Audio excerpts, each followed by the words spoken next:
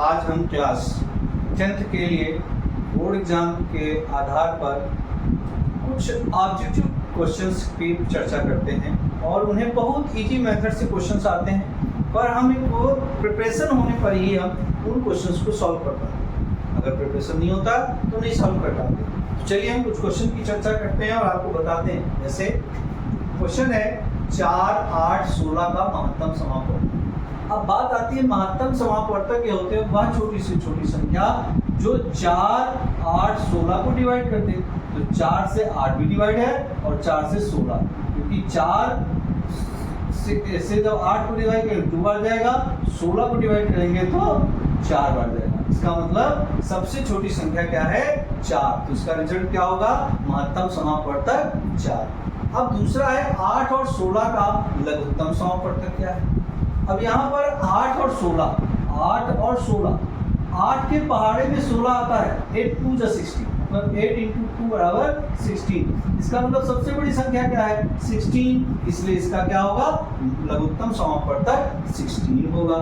इसी प्रकार से निम्न में बहुपद नहीं है, हमें ये ढूंढना है कि बहुपद नहीं है। यहाँ पर x² + 4 है, ये बहुपद है। यहाँ पर ये बहुपद नहीं है, बहुपद नहीं है, ये हम कह सकते हैं। यहाँ पर कोई बहुपद नहीं, ऐसा कैसे हो सकता है? ये बहुपद नहीं है, यहाँ पर रूट में वैल्यू लिखी है, इसलिए ये बहुपद नहीं है। कभी भी बहुपद रूट में नहीं हो सकता है, तो कोई भी वेरिएबल रूट में नहीं हो सकता, कोई वेरिएबल अपान में भी नहीं हो सकता, इसे भी हम बहुपद नहीं कहेंगे। तो यहाँ पर आप आंसर में जैसे ऐसी सिचुएशन जब कभी भी परीक्षा में मिल जाए तो हमें क्या करना है कि ऐसे क्वेश्चन में हम दोनों ऑप्शन को भी कर सकते हैं या एक ऑप्शन चूज करेंगे। लेकिन याद रखो बच्चों, ऑब्जेक्टिव टाइप में जो OMR सीट भरी जाती है उसमें एक ही ऑप्शन फिलअप करना है, दो नहीं करना है। इसलिए दोनों में से कोई भी आप ऑप्शन फिलअप कर दोगे, क्योंकि क्वेश्चन में पेपर में मिस्टेक है और पेपर की मिस्टेक में आपको पूरे मार्क्स मिलते हैं, ठीक है? तो इसलिए आप चाहे ये ऑप्शन करिए चाहे ये ऑप्शन करिए, दोनों ऑप्शन सही है। इसके बाद आइए, निम्न में त्रिघाती बहुपद कौन से जिसकी घात 3 हो? यहाँ पर घात हाईएस्ट 2 है, ये नहीं हो सकता। यहाँ पर घात 4 है, ये नहीं हो सकता। यहाँ 0 है, नहीं हो सकता। यहाँ हाईएस्ट घात कितनी है? 3 है, इसका सेकंड पार्ट होगा। फिर निम्न में बहुपद है, पहले कह रहा था बहुपद नहीं है, अब कह रहा है बहुपद है।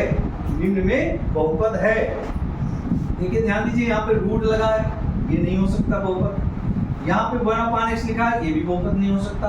यहाँ पर कोई चीज नहीं, इसलिए ये बहुपद है। इसका मतलब इसका थर्ड पार्ट सही है। तो बच्चों, इस वीडियो को ज़्यादा से ज़्यादा लोग को शेयर कीजिए, लाइक कीजिए, कमेंट कीजिए, सब्सक्राइब करिए और बेल आइकन जरूर दबाइए, जिससे कि जो भी हम नए वीडियो भेजें उन वीडियो को आप तक पहुंच सके।